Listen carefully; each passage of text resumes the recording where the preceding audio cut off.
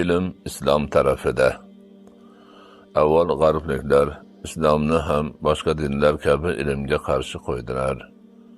Ammo islomda hammasi boshqacha bo'lib chiqdi. Ilm rivojlanib borgan sari uning islomda kelgan ma'lumotlarni tasdiqlashi kuchayib bordi. Asta-sekin islom aqidasida kelgan ma'lumotlarning to'g'riligiga ilmiy kashfiyotlarni dalil sifatida keltirish yo'lga qo'yildi. Bu ish hozir ham davom etmoqda.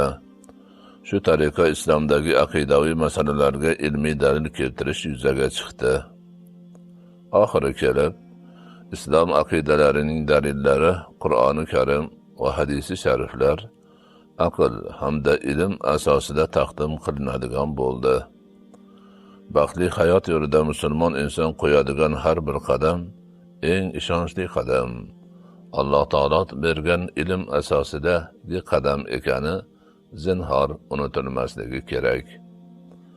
Ushbu ilmda hech qanday insoniy xayol, taxmin va gumon yo'q. Balki islom keltirgan har bir ko'rsatma o'ta ishonchli ilmga suyangandir. Xo'sh, Alloh taolo tarafidan insonni ikki dunyo saodatiga eltuvchi qilib yuborilgan o'ta ishonchli ilmga asoslangan o'sha islom dinining maqsadlari nimalardan iborat?